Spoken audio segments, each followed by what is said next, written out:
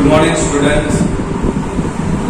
Last લેક્ચરમાં આપણે the simple present tense નિશાનીઓ વિશે સમજૂતી મેળવેલી હતી અને ત્યારબાદ ધ સિમ્પલ પાસ્ટ ટેન્સ એમના ઉપયોગો વિશે, એમના ટુ બી, ટુ હેવ અને વર્બ કયા પ્રકારના છે એમની ચર્ચા કરેલી હતી અને સર્વનામો સાથે આ ટુ બી, ટુ હેવ કેવી રીતે વપરાય છે એમની ચર્ચા કરેલી હતી. હવે આજે આપણે આ લેક્ચરમાં ટુ બી વાળા વાક્યો, ટુ હેવ વાળા વાક્યો વિશે સમજૂતી મેળવવાના છીએ. તો સૌથી પ્રથમ જોઈએ ટુ બી વાળા વાક્યો. ટુ બી વાળા વાક્યો. હવે ટુ બી વાળા વાક્યોમાં જેવી રીતે વર્તમાન કાળની અંદર ટુ બી વાળા વાક્યો હતા એવી રીતે ભૂતકાળમાં પણ ટુ બી વાળા વાક્યો હોય છે. કાલે આપણે ચર્ચા કરીએ મુજબ માત્ર ને માત્ર એમિસાર છે એમની જગ્યાએ આપણે વોઝ મૂકી દેશું એટલે વાક્યો કેવા બની જશે? ભૂતકાળના વાક્યો જે બની જશે. તો સૌથી પહેલા ભૂતકાળના ટુ બી વાળું હકાર વાક્ય જોઈએ તો સૌથી પહેલા આવશે કર્તા, ત્યાર પછી ભૂતકાળનું ટુ બી નું રૂપ વોઝ અથવા તો વેર પ્લસ કર્મ અને અન્ય શબ્દ હોય તો માત્ર એની સાથે જગ્યાએ વોઝ વેર મૂકી દઈએ એટલે ભૂતકાળનું વાક્ય બની જશે. દાખલા તરીકે આપણે ઉદાહરણ જોઈએ. My grandfather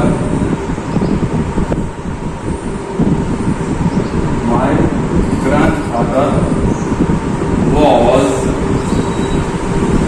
the principal of this school.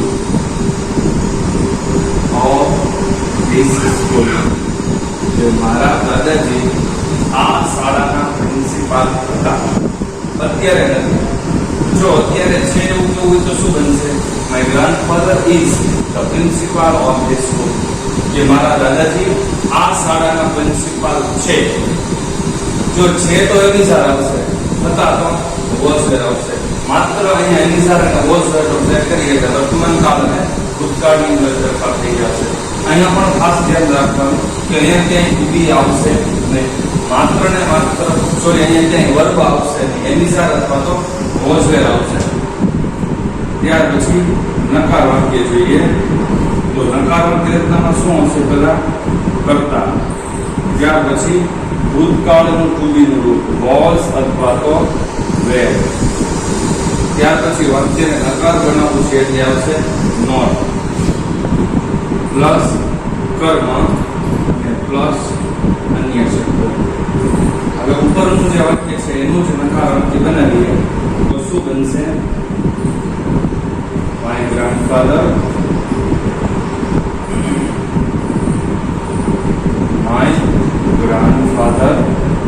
ત્યાર પછી ત્રીજો પુરુષ એક વચન છે એટલે વપરાશે વોઝ, નકાર છે એટલે not, grandfather was not plus કર્મ. કર્મ શું છે? The principal of this school. જે મારા દાદાજી કે આ શાળાના પ્રિન્સિપાલ હતા નહીં. માત્ર અહીંયા આપણે નોટ મૂકી દઈએ એટલે વાક્ય બની જશે નકાર.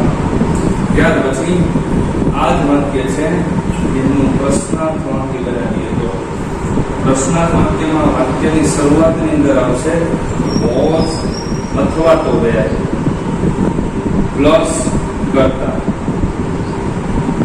પ્લસ કર્મ પ્લસ અન્ય શબ્દ. વાક્ય પ્રશ્નાર્થ છે એટલે ક્વેશ્ચન માર્ક. ઉપરનું વાક્ય જે છે એનું પ્રશ્નાર્થ વાક્ય બનાવીએ એટલે શું બનશે? વોઝ માય ગ્રાન્ડફાધર શું મારા દાદાજી the principal of the school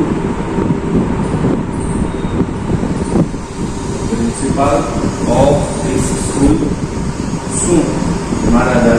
જે આ શાળાના પ્રિન્સિપાલ હતા. તો આવી રીતે આપણે જુદીવાળા વાક્યો બનાવી શકીએ છીએ. હવે આ જ રીતે જો એવું વાળા વાક્યો બનાવવા હોય તો જે જગ્યાએ વર્તમાન કાળની અંદર આપણે હેવ હેઝ નો ઉપયોગ કરીએ છીએ એ જગ્યાએ માત્ર હેડ મૂકી દેવાનું છે. વર્તમાન કાળમાં તો એવું હતું કે ત્રીજો પુરુષ એકવચન હોય તો હેઝ ને બાકી બધા સાથે છે, પણ અહીંયા આપણે એવું જોવાનું નથી. બધા જ સાથે અહીંયા આપણે હેડ વાપરવાનું છે. હવે જોઈએ છીએ ટુ હેવ વાળા વાક્યો. ભૂતકાળના ટુ હેવ વાળા વાક્યો. આ બધું સિમ્પલ છે એટલે થોડું આપણે સ્પીડમાં જવા દઈએ છીએ. હવે એક વખત શીખી ગયા છીએ એટલે હવે ભૂતકાળની કારણ કે છે તો શું આવશે? પહેલા કરતા, ત્યાર પછી ભૂતકાળનું ટુ હેવનું હેડ પ્લસ કર્મ અને પ્લસ માત્ર આગળ છે. જો વર્તમાન કાળ હશે તો અહીંયા હેવ અથવા તો હેઝ આવશે. ભૂતકાળની અંદર માત્ર હેડ આવશે. એક ઉદાહરણ જોઈએ. I had a lots of toys in my childhood. Childhood એટલે કે બાળપણ. મારા બાળપણમાં મારી પાસે પુષ્કળ રમકડાઓ હતા. જો અત્યારે મારી પાસે છે કેવું હોય તો શું કહેવાય? I have a lot of toys. મારી પાસે પુષ્કળ રમકડાઓ છે અને હતા તો હેડ. મારી પાસે પુષ્કળ રમકડાઓ હતા. હવે નકાર વાક્ય બનાવીએ તો હવે આપણે અગાઉ ચર્ચા કરી હતી એ મુજબ કે નકાર વાક્યો બે રીતે બને છે. એક બ્રિટન પ્રમાણે અને એક અમેરિકન પ્રમાણે. તો પહેલું બ્રિટન પ્રમાણે જોઈએ. તો બ્રિટન પ્રમાણે તો માત્ર નોટ જ મૂકવાનું છે. એટલે આવશે કરતા પ્લસ આવશે હેડ પ્લસ નોટ પ્લસ કર્મ પ્લસ અન્ય શબ્દ. માત્ર ને માત્ર નોટ ઉમેરી દઈએ છીએ. હવે ઉપરનું વાક્ય છે એનું આપણે નકાર વાક્ય બનાવીએ તો શું બનશે?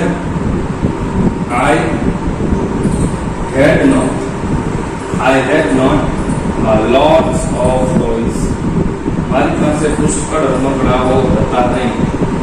In my childhood. મારા બાળપણમાં મારી પાસે પુષ્કળ રમકડાઓ હતા નહીં. તો માત્ર નોટ લીધું છે. ત્યાર પછી બીજા પ્રકારની વાક્ય રચના એ છે અમેરિકન ઇંગ્લિશની વાક્ય રચના. તો એ કેવી રીતે બનશે? તો પહેલા આવશે કરતા, ત્યાર પછી ભૂતકાળનું સહાયકારક ક્રિયાપદ. જો વર્તમાન કાળનું સહાયકારક ક્રિયાપદ હશે તો ડુ અને ડસ. તો ભૂતકાળનું સહાયકારક ક્રિયાપદ છે ડી. ડી પ્લસ નો. હવે પ્લસ આપણે વાત કરી હતી કે કોઈ પણ સહાયકારક ક્રિયાપદ હોય એટલે કે ડુ, ડસ, ડીડ, શેલ કે અથવા તો કોઈ પણ મોડેલ ઓક્સિલરી હોય કે could, may, might, should, would, ought to, have to, has to વગેરે. આ બધી જ મોડેલ ઓક્સિલરીઓ સાથે હંમેશા મૂળભૂત જોડાય છે. તો આપણે અહીંયા હેડ છે આ મુખ્ય ક્રિયાપદ તરીકે વપરાયું છે. તો હેડ છે એનું મુખ્ય મૂળરૂપ શું થશે? તો હેડનું મૂળરૂપ થશે હેવ. અહીંયા પણ તમારે ખાસ ધ્યાન રાખવાનું છે કે જો અહીંયા જે હેડ વપરાયું છે એ હેડ સહાયકારક ક્રિયાપદ તરીકે વપરાયું છે. એટલે ભૂતકાળનું સહાયકારક ટુ હેવનું રૂપ છે અને અહીંયા જે હેડ વપરાયું છે એ મુખ્ય ક્રિયાપદ તરીકે વપરાયું છે. અને મુખ્ય ક્રિયાપદ તરીકે વપરાય છે ત્યારે માત્ર ને માત્ર હેવ જ હોય છે. ક્યાંય હેડ હોતું હેઝ હોતું નથી. એટલે ખાસ ધ્યાન રાખવાનું કે કદાચ કરતા તરીકે અહીંયા ત્રીજો પુરુષ એકવચન હોય તો પણ અહીંયા હેવ જ આવશે, હેઝ વપરાશે. did not have પ્લસ અહીંયા આવશે કર્મ પ્લસ અન્ય શબ્દ. હવે ઉપરનું વાક્ય છે એને જ આપણે નકાર વાક્ય બનાવીએ તો સૌથી પહેલા શું આવશે આઈ. સહાયકારક ક્રિયાપદ છે ડી, નકાર છે એટલે નોટ, પ્લસ ક્રિયાપદનું મૂળ રૂપ have. I did not have અને કર્મ છે lots of toys. I did not have lots of toys in my childhood. મારા બાળપણમાં મારી પાસે પુષ્કળ રમકડાઓ હતા નહીં. તો જો I had not એમ પણ થઈ શકે, I had not lots of toys અથવા તો I did not have lots of toys. બંનેનો અર્થ એક જ થાય છે. જો તમને આ બંને વાક્ય રચનાઓ ખ્યાલ હોય તો ધારો કે તમને એડિટિંગ જે પૂછાય છે એની અંદર આ જગ્યાએ ખાલી જગ્યા હોય અને કાઉન્સની અંદર તમને એવું લખેલું હોય કે ટુ હેવ, મતલબ કે તમારે ટુ હેવનું યોગ્ય મૂકવાનું થાય છે. તો તમે શું વિચારશો કે ડીડ છે એટલે ભૂતકાળ છે, તો ભૂતકાળમાં તો હેવ ની જગ્યાએ શું વપરાય છે હેડ, પણ એવું નથી વિચારવાનું. પણ અહીંયા ડીડ છે એ સહાયકારક ક્રિયાપદ છે. સહાયકારક ક્રિયાપદ પછી હંમેશા માટે મુખ્ય ક્રિયાપદ અને એનું મૂળ રૂપ જ વપરાય છે. તો પછી હેવનું મૂળ રૂપ હેવ થાય છે, અહીંયા હેડ વપરાશે નહીં એ ખાસ ધ્યાન રાખવાનું. ડીડ નોટ હેવ એવું બનશે. ત્યાર પછી જોઈએ પ્રશ્નાત્મક રચના. તો પ્રશ્નાત્મક રચના પણ બે રીતે બનશે, એક બ્રિટન પ્રમાણે અને એક અમેરિકન પ્રમાણે. પહેલી વાક્ય રચના છે બ્રિટન પ્રમાણે. તો વાક્યની શરૂઆતમાં આવશે હેડ પ્લસ આવશે કર્તા, ત્યાર પછી કર્મ, ત્યાર પછી અન્ય શબ્દ હોય તો, અને પ્રશ્નાર્થ વાક્ય છે એટલે ક્વેશ્ચન માર્ક. હવે ઉપરનું વાક્ય છે એનું જ પ્રશ્નાર્થ વાક્ય બનાવીએ તો શું થશે? તો વાક્યની શરૂઆતમાં આવશે હેડ પ્લસ આઈ, હેડ આઈ અને કર્મ છે a lot of toys, a lot of toys અને અન્ય શબ્દ in my childhood. શું મારા બાળપણમાં મારી પાસે પુષ્કળ રમકડાઓ હતા? અને ત્યાર પછી બીજા પ્રકારની વાક્ય રચના. તો એની અંદર સહાયકારક ક્રિયાપદની મદદ લઈ પડશે ડીડ પ્લસ આવશે કર્તા, ત્યાર પછી ડીડ સાથે હંમેશા ક્રિયાપદનું મૂળ રૂપ અને હેડનું મૂળ રૂપ થશે have. Did I have plus કર્મ પ્લસ અન્ય શબ્દ અને plus question mark. Did I have plus કર્મ અન્ય શબ્દ અને પ્રશ્ન છે. ઉપરનું વાક્ય છે એનું પ્રશ્નાર્થ વાક્ય બનાવીએ તો શું થશે? Did I have a lot of toys. Did I have lots of toys? અન્ય શબ્દ in my childhood. શું મારા બાળપણમાં મારી પાસે પુષ્કળ રમકડાઓ હતા? તો જો અહીંયા હેડ આઈ એમ પણ બની શકે અને ડીડ આઈ હેવ એવું પણ વાક્ય બની શકે છે. બંને વાક્યો સાચા છે. મોટા ભાગે આપણે અગાઉ ચર્ચા કરી હતી એમ કે હાલની અંદર અમેરિકન વાક્ય રચના વધુ પ્રચલિત છે, કારણ કે બ્રિટન ઇંગ્લિશ ઉપર અમેરિકન ઇંગ્લિશનો પ્રભાવ વધ્યો છે. એટલે મોટા ભાગે હાલની અંદર વાતચીતની અંદર અથવા તો નવી જે તમે ટેક્સ્ટ બુકો જોવો છો એ બધી જ ટેક્સ્ટ બુકની અંદર આ અમેરિકન ઇંગ્લિશની વાક્ય રચનાઓ તમને વધારે જોવા મળે છે. બરોબર છે? તો આ થઈ હેવ વાળી વાક્ય રચનાઓ.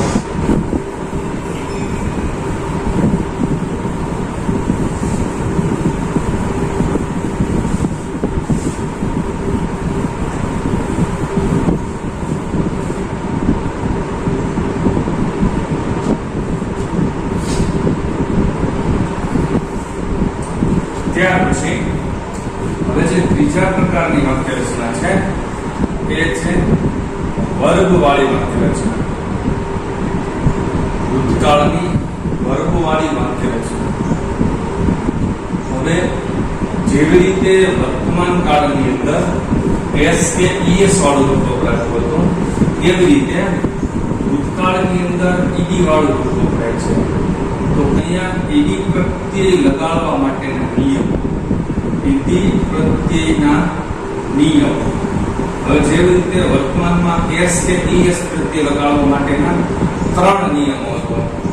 પહેલો નિયમ ક્રિયાપદની છેલ્લે ox sh ch હોય તો ક્રિયાપદને es પ્રત્યય લાગે છે. y હોય y ની પહેલા વ્યંજન હોય તો y નો i કરીને es પ્રત્યય લાગે છે. અને ત્રીજો નિયમ કે જો y હોય અને y ની પહેલા સ્વર હોય તો y નો i થતો નથી, માત્ર s પ્રત્યય લાગે છે. આ નિયમો આપણે જોયા. એવી રીતે અહીંયા ed પ્રત્યય લગાડવા માટેના નિયમો છે. તો એની અંદરથી પહેલો નિયમ છે. તો પહેલો નિયમ છે કે સામાન્ય રીતે ક્રિયાપદને ed પ્રત્યય લાગે છે. સામાન્ય રીતે ક્રિયાપદને ed પ્રત્યય લાગે છે. એટલે કે ed પ્રત્યય લગાડવાથી ક્રિયાપદનું ભૂતકાળનું રૂપ બને છે. મોટાભાગે એવો નિયમ છે કે ક્રિયાપદને ed પ્રત્યય લગાડીએ એટલે એ ભૂતકાળનું રૂપ બની જાય છે. દાખલા તરીકે ક્રિયાપદ એવું છે જમ્પ. જમ્પ એટલે કૂદવું. આ એનું મૂળ રૂપ છે. એનું ભૂતકાળનું રૂપ થઈ જશે જમ્પડ. એવી રીતે ક્રિયાપદ છે વોક. વોક એટલે ચાલવું. એનું ભૂતકાળનું રૂપ થઈ જશે વોકડ. એવી રીતે ક્રિયાપદ છે ટોક. ટોક એટલે વાતો કરવી. એનું ભૂતકાળનું રૂપ થઈ જશે ટોકડ. આ થયું ભૂતકાળનું રૂપ. ત્યાર પછીનો બીજો નિયમ છે કે જો ક્રિયાપદને અંતે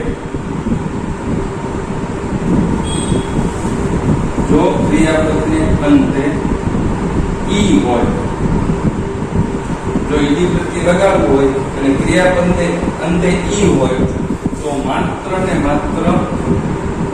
માત્ર ડી પ્રત્યય લાગે છે. છેલ્લે ઓલરેડી ઈ આપેલો જ હોય તો ડબલ વખત ઈ કરવાનો નથી. માત્ર ઈડી પ્રત્યય ઈડી લગાડવાના બદલે ડી પ્રત્યય લાગે છે. ઉદાહરણ છે લાઈક. તો છેલ્લો અક્ષર જો ઈ છે અને ઈડી પ્રત્યય લગાડવું હોય તો શું થશે? એ લાઈક કે ઈ અને માત્ર ડી પ્રત્યય લાઈક. ત્યાર પછી એવી રીતે છે ઇનવાઇટ. તો છેલ્લો અક્ષર ઈ છે અને ઈડી પ્રત્યય લગાડતી વખતે શું થશે? ઇનવાઇટ. છેલ્લે ઈ છે તો માત્ર ડી ઇનવાઇટ છે. એવી રીતે ક્રિયાપદ છે સેલિબ્રેટ. તો છેલ્લો અક્ષર ઈ છે તો એની ઈડી પ્રત્યય વગાડતી વખતે સેલિબ્રેટેડ. છેલ્લે ઈ છે તો માત્ર ડી પ્રત્યય લાગશે. આ થયો એનો બીજો નિયમ. ત્યાર પછી જેવી રીતે વર્તમાન કાળની અંદર જે નિયમ હતો એ જ નિયમ સ્વર પ્લસ વ્યંજન વાળો નિયમ આપણે જોઈએ છે કે જો ક્રિયાપદનો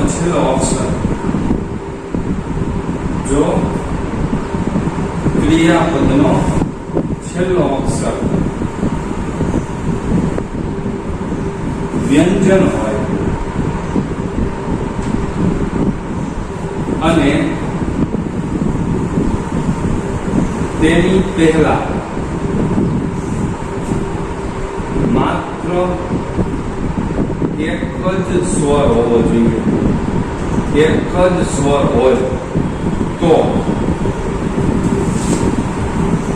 છેલ્લો વ્યંજન દેવડાય છે. છેલ્લો વ્યંજન દેવડાય છે એટલે કે ડબલ થાય છે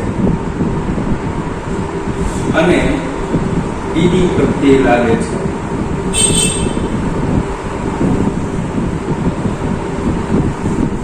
છેલ્લો અક્ષર વ્યંજન હોય એની પહેલા જો માત્ર એક જ હોવો જોઈએ, બે નો ચાલે. માત્ર એક જ સ્વર હોય તો છેલ્લો વ્યંજન દેવડાય પછી ઈડી પ્રત્યય લાગે છે. ઉદાહરણ છે સ્ટોપ. સ્ટોપ એટલે થોભી જવું. તો જો અહીંયા છેલ્લો અક્ષર પી છે એની પહેલા આ આખા સ્વરની આખા શબ્દની અંદર માત્ર આ ઓ એક જ સ્વર છે. તો આને જ્યારે ઈડી પ્રત્યય લગાડવું હોય ત્યારે છેલ્લો વ્યંજન દેવડાય છે. તો છેલ્લો વ્યંજન પી છે તો પી ડબલ વખત થાય છે સ્ટોપ. એવી રીતે ક્લેપ. ક્લેપ એટલે તાળી પાડવી. અહીંયા છેલ્લો અક્ષર પી વ્યંજન છે એની પહેલા એ એક જ સ્વર છે એટલે ઈડી પ્રત્યે લગાડીશું ત્યારે પી બેવડાઈ જશે કયા અક્ષર. એવી રીતે ક્રિયાપદ છે કોમ્પેલ. આ કદાચ તમારા માટે નવું હોય, જેનો અર્થ થાય છે શ્રેષ્ઠ થવું. તો છેલ્લો અક્ષર છે કોમ્પેલ, એની પહેલા માત્ર એક જ સ્વર છે. ઈડી પ્રત્યે લગાડીશું ત્યારે શું થઈ જશે? કોમ્પેલ, એટલે કે શ્રેષ્ઠ થયો. આ થયો ત્રીજો નિયમ. ત્યાર પછીનો ચોથો નિયમ છે એ એના જેવો જ છે. ચોથો નિયમ, પરંતુ છેલ્લા વ્યંજન પહેલા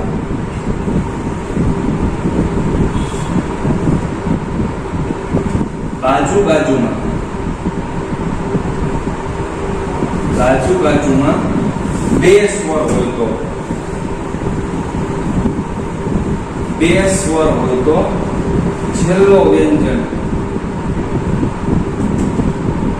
બેવડાતો નથી. જો છેલ્લો અક્ષર વ્યંજન હોય અને એની પહેલા એક જ સ્વર હોય તો છેલ્લો વ્યંજન બેવડાય છે. પણ છેલ્લો અક્ષર વ્યંજન હોય એની પહેલા બાજુ જો અહીંયા અલગ છે, ઈ અને ઓ બે અલગ છે. પણ અહીંયા એમ ની જગ્યાએ અહીંયા પી ની જગ્યાએ જો કોઈ સ્વર આપેલો હોય, એટલે કે નજીક બે સ્વર આપેલા હોય, છેલ્લો વ્યંજન અને એની પહેલા બે સ્વર બાજુમાં આપેલા હોય. એવું નહીં એક ને એક સ્વર કે એ ની બાજુમાં બે વખત એ હોય અથવા ઓ ની બાજુમાં બે હોય, એવું નહીં. એ અને ઓ હોય, ઈ અને એ હોય તો પણ બાજુમાં બે સ્વર હોવા જોઈએ, ત્યારે છેલ્લો વ્યંજન બેવડાતો નથી. આપણે ઉદાહરણ જોઈએ. CHEAT, ચીટ એટલે છેતરવું. તો છેલ્લો અક્ષર ટી વ્યંજન છે, એની બાજુમાં જો ઈ અને એ બંને સ્વર છે. ફરીથી બોલું છું, બાજુમાં હોવા જોઈએ. બાજુમાં બે સ્વર છે તો છેલ્લો વ્યંજન બેવડાશે ને. CHEAT, માત્ર ઈડી પ્રત્યે લાગશે. એવી રીતે એક ક્રિયાપદ છે લુક. છેલ્લો અક્ષર વ્યંજન, એની પહેલા બાજુમાં બે સ્વર, તો છેલ્લો વ્યંજન બેવડાશે ને શું થઈ જશે? લુક. એવી રીતે છે કુક. તો છેલ્લો અક્ષર વ્યંજન, એની પહેલા બાજુમાં બે સ્વર, છેલ્લો વ્યંજન બેવડાતો નથી, શું થઈ જશે? કુક. આ થયા 4 નિયમ. ત્યાર પછીનો 5મો નિયમ છે. 5મો નિયમ છે જે વર્તમાન કાળની અંદર હતો એ છે છેલ્લો અક્ષર વ્યંજન હોય, એની પહેલા એક જ સ્વર હોય તો y નો i કરી અને dd પ્રત્યે છેલ્લો અક્ષર y હોય, એની પહેલા એટલે સ્વર હોય, એટલે કે સ્વર પ્લસ y હોય તો y નો વ્યંજન કહેવાય. છેલ્લો અક્ષર y હોય એની પહેલા એક વ્યંજન, એટલે કે વ્યંજન પ્લસ y હોય તો y નું શું થાય છે? i, અને પછી dd પ્રત્યે લાગે છે. વર્તમાન કાળની અંદર શું હતું? છેલ્લો અક્ષર y હોય એની પહેલા વ્યંજન હોય તો y નો i કરી es પ્રત્યે લાગે છે, અને ભૂતકાળની અંદર dd પ્રત્યે લાગે છે. ઉદાહરણ જોઈએ. મેરી, MARRY. તો છેલ્લો અક્ષર y એની પહેલા એક જ સ્વર વ્યંજન છે. એક કે બે એવું કઈ જોવાનું નથી. તો ભૂતકાળનું રૂપ બનાવતી વખતે શું થશે? મેરી. એવી રીતે CRY, ક્રાય. તો છેલ્લો અક્ષર y એની પહેલા એક અક્ષર વ્યંજન છે તો y નો i કરીને શું થશે? ક્રાય. એવી રીતે ક્રાય, છેલ્લો અક્ષર y એની પહેલા એક વ્યંજન છે તો y નો i કરીને શું થશે? ટ્રાય. આ થયા 5 નિયમો.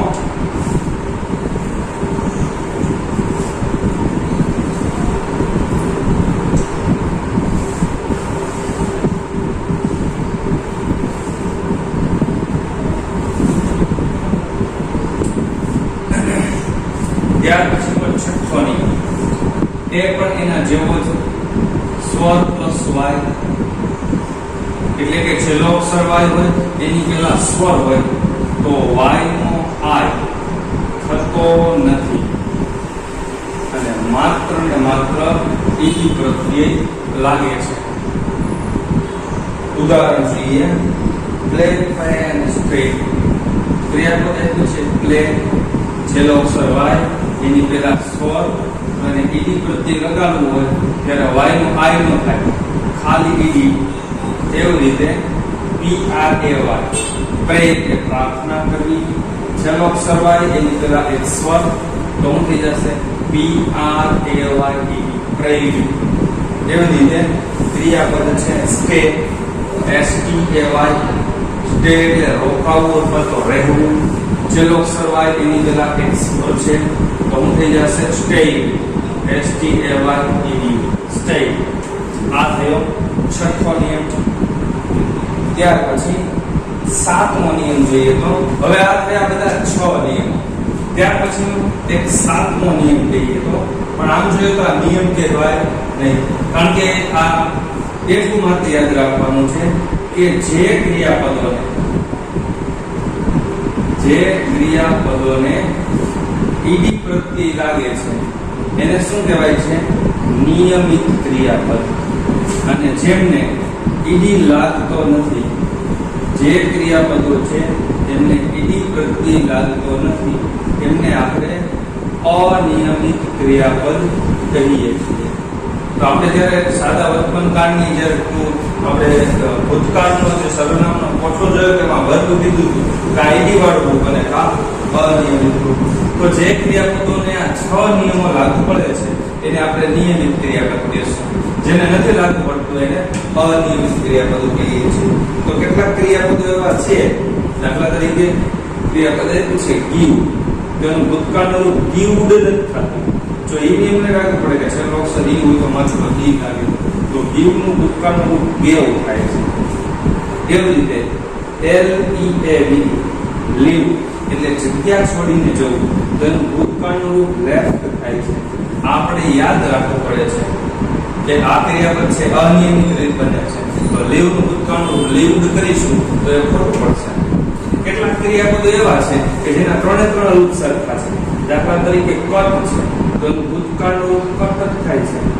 કેવી રીતે છે શટ એટલે બંધ કરવું તો એનું ભૂતકાળનું રૂપ શટ જ થાય છે. એવી રીતે ફૂટ છે તો એનું ભૂતકાળનું રૂપ ફૂટ જ થાય છે. એવી રીતે છે રીડ એટલે વાંચવું તો એનું ભૂતકાળનું રૂપ રીડ જ થાય છે. તો આવી રીતે આ જે અનિયમિત ક્રિયાપદો છે એને તમારે યાદ રાખવા પડે છે. બરોબર છે?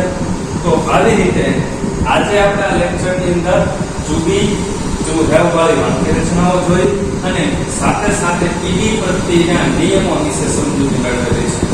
તો વિદ્યાર્થી મિત્રો દરરોજ તમારે હોમવર્કની અંદર હું ક્લાસની અંદર જેટલું પણ બોર્ડ વર્ક કરાવડાવું છું એ બધું જ બોર્ડ વર્ક તમારી બુકની અંદર લખેલું હોવું જોઈએ.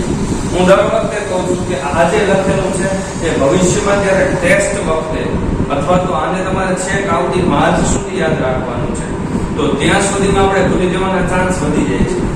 તો ફરીથી જ્યારે તમારે રિવિઝન કરવું એવા સમયે જો તમારી પાસે તમારા અક્ષરે લખેલું લખાણ હશે તો યાદ રહેવાના ચાન્સ વધી જાય છે અને ફરીથી જ્યારે તમારે વાંચવું હોય ત્યારે વાંચી શકો છો. તો આજે તમારે હોમવર્કની અંદર બોર્ડ પર જેટલું પણ મેં કામ કરાવડાવેલું છે એ બધું જ તમારે તમારી બુકની અંદર લખવાનું છે અને સાથે સાથે તમારે પૂરીવાળા નકાર 5 અને પ્રશ્નાર્થ 5 વાક્યો બનાવવાના છે. અને એવી રીતે ટુ હેવ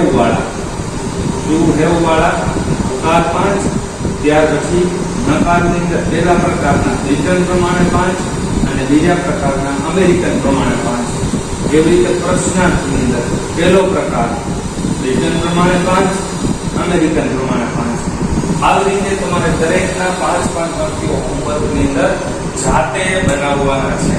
બરોબર છે? તો આજે અહીંયા સુધી રાખીએ છીએ.